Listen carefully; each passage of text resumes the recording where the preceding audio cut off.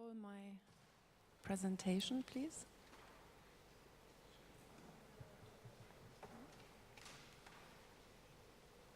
Is this one? Okay. Yeah. I found it very interesting that Michael talked about breaking an illusion. And this is what I'm trying to do. We're currently living in the illusion that there is only one form of progress. And this is the technological progress that we have just seen on Michael's slide. And this is also the kind of progress that Aral is criticizing and fighting against.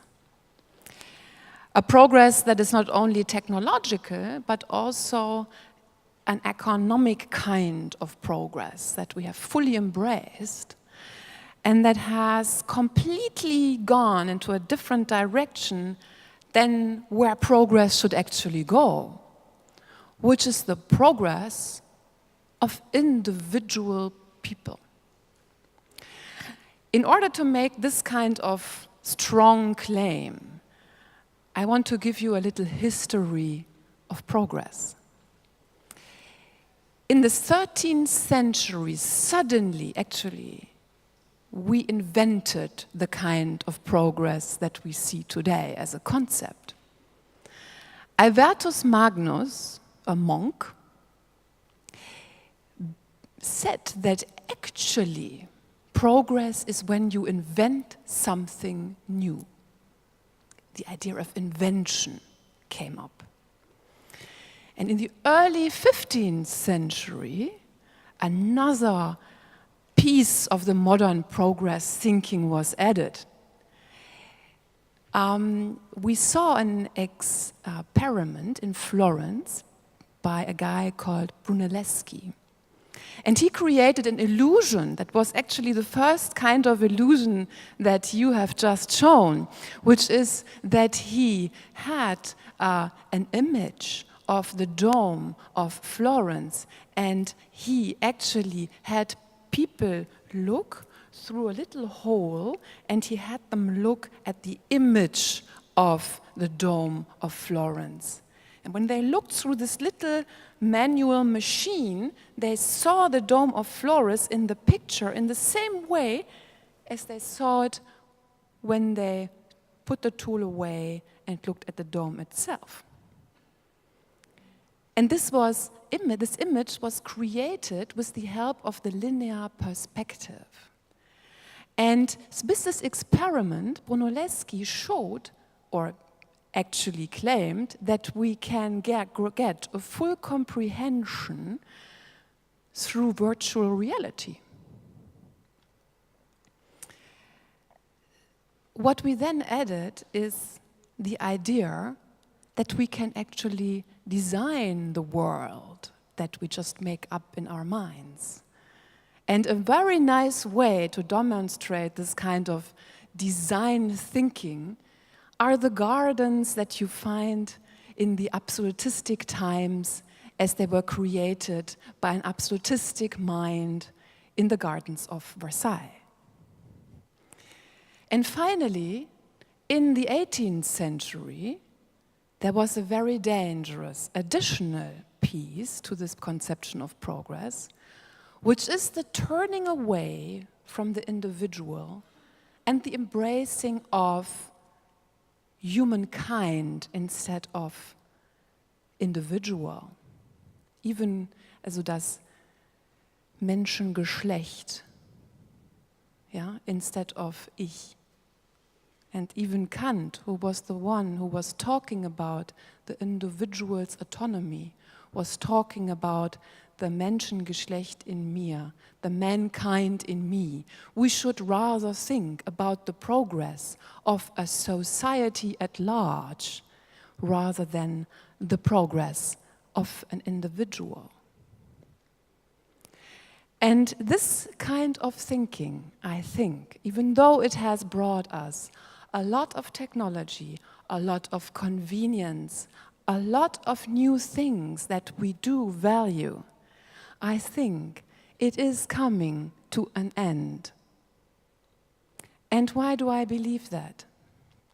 It has led to this world that you see here, but let's think back at progress as it was thought of in the antique times. So Aristotle, Plutarch, Cicero, and other thinkers conceived of progress as something that is happening in the individual. They thought real progress is what happens in us. It's as we move from being a child to being an old person, we should be growing in knowledge, in wisdom, in experience, and become a good person. And I think we can see it very well in the kind of gardens that were created in a different culture, the British, the English garden culture. What is different? What is the difference between a Versailles garden and an English garden? It is that in the English gardening culture, the architect would be thinking about what is in the nature, what grows on this earth, what grows in this climate, what value is there to create a garden. It's applying culture and knowledge onto a value that is already there and then bringing it out, bringing out the disposition of what exists in reality. And you see the difference. Personally, I'm a fan, of course, of the British garden culture, and I like it much more than the designed, modeled, and analytical kind of garden that you find in Versailles. By the way, Versailles is much more costly. I'm an economist. I also think, as modern art is always ahead of our thinking, that in an artist like Joseph Beuys, we see the new way of conceiving progress already. Because Joseph Beuys became famous with the sentence that every person is an artist. And what does it mean? It means when I create technology, when I'm looking for progress, I should be looking at the creative, bodily, and intellectual potential of an individual. And every individual in that context can grow, and technology can help to foster that potential, instead of replacing, designing, and modeling all those virtual additional realities. So this is my idea of the ethical machine. Seeing the value of what is there and strengthening it. This is the core principle of the ethical machine. And I want to give you a couple of examples to make this more clear. So, you see here a picture of the Nicta chip. Perhaps some of you guys, as myself, are suffering from back pain, working too much on computers or having the wrong job. And so they developed in Australia that chip that you can actually implant into your lower spine. And this chip is actually making sure it breaks the pain barrier. So basically the signal that goes from your spine saying, oh, I'm hurt, to your brain, where you actually process this information, is intercepted. And you can buy this kind of chip, and in addition, it's actually implanted into your body, in addition to a battery that is also implanted into your body, and then it has a lifetime of around 10 years. And, patients who have used it stop suffering from back pain. This is the modern and, for me, outdated form of progress. I want to show you the ethical machine, which I'm using myself. It is a highly sophisticated machine. It is standing in you can find it in the Kieser Studios. Some of you have probably heard about Kieser Studios. Kieser has developed very sophisticated machines that help people as they entrain themselves to get rid of their back pains. It's a completely different machine. Ethical machines are completely different machines. They are breaking with the progress in terms of data. We see today progress in terms of data only. This is software engineering. The ethical machine is thinking about the value of health. It is thinking about, here is a person, here is a problem, here is a value that is health, feeling well.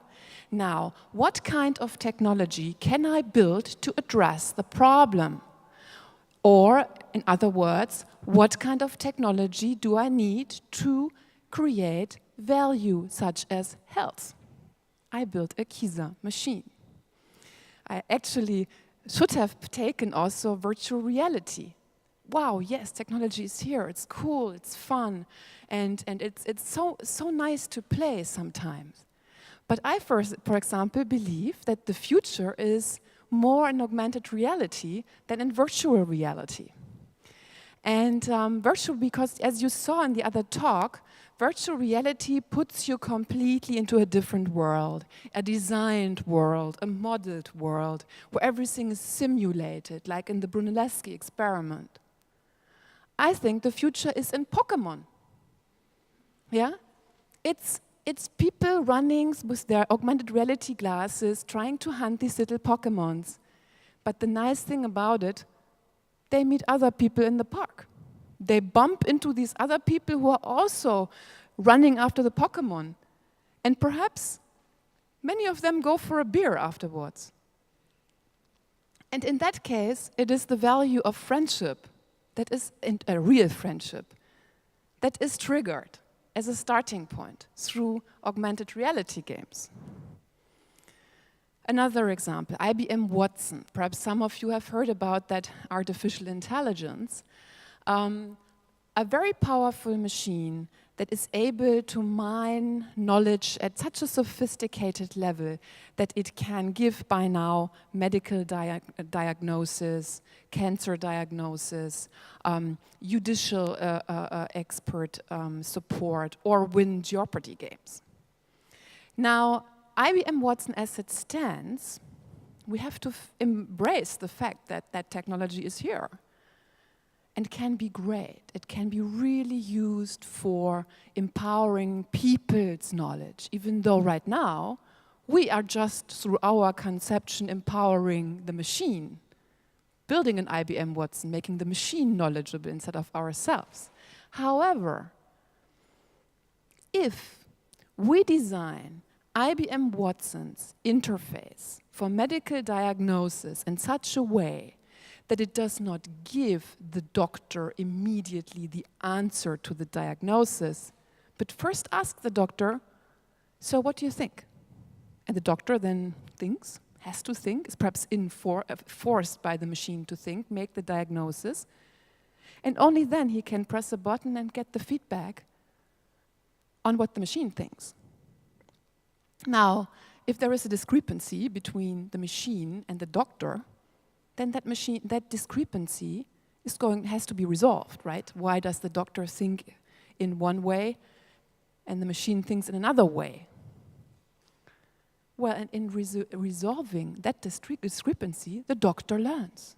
The doctor learns. The doctor can increase his knowledge, potentially. Or he finds out that the machine is silly, which is also a good and important discovery. So the goal of the ethical machine is to support true human flourishing and therefore cater to human values, fostering human talent. And this is the underlying thinking that I have in my book, and it's called Ethical IT Innovation. And in this book, though, I don't give this kind of story that you just heard from me. That's actually my next book called True Progress. This is a book where I thought, how can I possibly make software engineers or the engineering world in general think this way? Because software engineers say, oh, Sarah, are you an expert in privacy? So many people tell me the systems need to be private, they need to be secure. I would like to do that, but how? What is privacy? What is it? Can you define it for me? Can you tell me in what phase of the system development life cycle I should actually think about privacy? How can I make that kind of progress that you want from me? And I try to come up with a method. And that method is in this book. And this book has been taken up by the biggest engineering association on earth called IEEE. That is 150 years old, and in 150 years has never developed a standard that would look for ethical technology. And they said, let's take that method and turn it into a standard. And now I have 100 people in the line in North America, in Africa, in South America, in Europe, and they're all working on improving this and trying to come up with a kind of progress that is different. I don't want to miss out on one other goal of the ethical machine.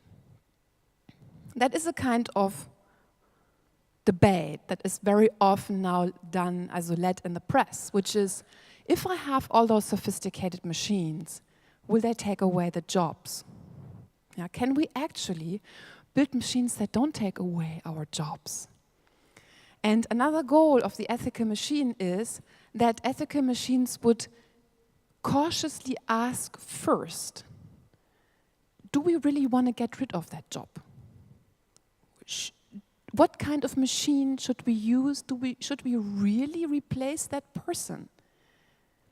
And again, we have to ask the question, is the job that is there, is it something that gives pleasure, happiness, and flourishing to a person? And if that is the case, then we should not replace that job, even if we could. Yeah? And even if we could, economically speaking, or should, economically speaking. So as you might learn from my talk, the normal, rational, economic kind of building machines caters to the old form of progress. The new ethical machine kind of progress will question current business models and say there is more than just money. Now I'm coming to a very important cornerstone. We can only build ethical machines if we have people that have ethical mindsets. And this is, of course, a question of leadership. Now, I found it very interesting that Aral was saying that Eric Schmidt, was thinking about fighting the lawyers. And yes, today, the problem is that today's leaders who have so much money, they don't care about the money, they care about power. And those who don't care about power and have a lot of money, I talked to Mr. Reichel about that, are sitting on their yachts and they're suffering from ennui, Langeweile. Yeah? But I love this piece of rich people. I like the rich people who don't look for power, but they look for a way of investing their money in areas where they can contribute something good. And they could give money to small startups or small companies. Let's talk about companies. What was the term you used that was a pretty provocative one, huh? The stay-ups, yes, of course. Actually, every entrepreneur who I know who is truly successful is looking for stay-ups. If I would tell them, you've just created a startup, they would say, I don't care. I want to create a stay-up because I want to continue to be in that business. I'm looking for a vision, not for making a quick exit. Now, this kind of leaders, is what is required. And they have to bring in a certain mindset. Without that mindset, it won't work. Which is, first of all, they have to care for users. Now, the word care is almost esoteric in the technological community. The philosophy of care, oh my God. Yeah? So this is a very brutal form of thinking. You're talking about care, just get out of the room. This is about business. No, it's about care. It's about taking responsibility and not being an asshole, because if you don't care, you are an asshole. And I think we should express this more often and more directly, and we should be turning against the assholes in this world and say, yes, we care about users. And here comes the second trait. It means autonomy. Now, my husband would certainly try to convince me that there is philosophically no such thing as autonomy. But I do see in the business world different kinds of people. 99% of the managers today are not autonomous. They are not even capable of thinking autonomously, because they are just repeating the mantra of profit maximization and short-term shareholder value maximization. And if you confront them with an idea of care, they look at you like a dumb cow. Yes, it means autonomy. According to Riesman, the highest form of autonomy means that you're able to challenge the common form of thinking of your time, and that you embrace, for example, different ideas to think about progress. And it means that you're breaking out of the vicious cycle, and that you have the courage is missing on the slide, yeah, to go in another direction. But for that, you have to be creative, and you have to be what Joseph Beuys has said, we are all creative and artistic. And the most important thing I have not talked about, we need to be positive. We need to be positive. 99% of the advocates and 99% of the NGOs are always negative. The only thing they do is say, oh, this world is so bad, and the only ones who can save us from this are the regulators. And as Arwal has very well shown, and I have experienced for the last 10 years in Brussels, is no, the regulators won't save us. And all of that negative anprangern and saying stop, stop, stop, it doesn't get us anywhere. It really doesn't get us anywhere. It's Don Quixote. We have to be positive and define new visions and say, hey, here's technology. Try to cater it to bring about human flourishing. Try to build it in such a way that humans really profit. And there are ways to do that. By just following my book or the new P7000 standard, or no, just thinking out of the box. And it's only doable through positive thinking and confronting people with a different vision. Right now, everybody, we have these CIO people who are traveling to Silicon Valley every year. They make a journey, Austrian CIOs walking through Silicon Valley, looking at Apple and Facebook and talking to some middle managers in those companies. And then they come back and they're really impressed. Wow, and can we do something like that in Austria? And it's so stupid, because Silicon Valley is putting their idea of progress into their heads, and they impress them with their idea of progress. And what we really need is the ethical machine. We need, as Austrians, to embrace our culture, our social market economy, and our religion, and our spirituality, and our friendship, and to say we turn this mindset into technology. And fuck the guys in Silicon Valley, get rid of their mindset, because this is their power strategy, that's all.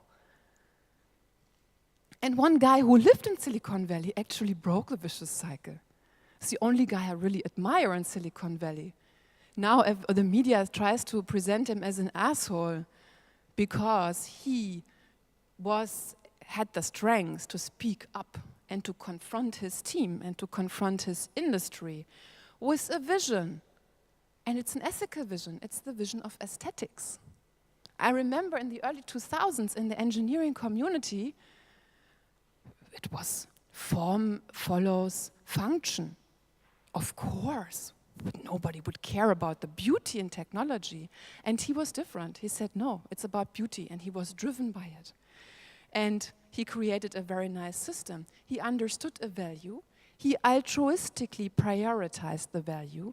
He overcame resistance. And he was one thing that is missing in leadership today, to be authentic. Thank you very much.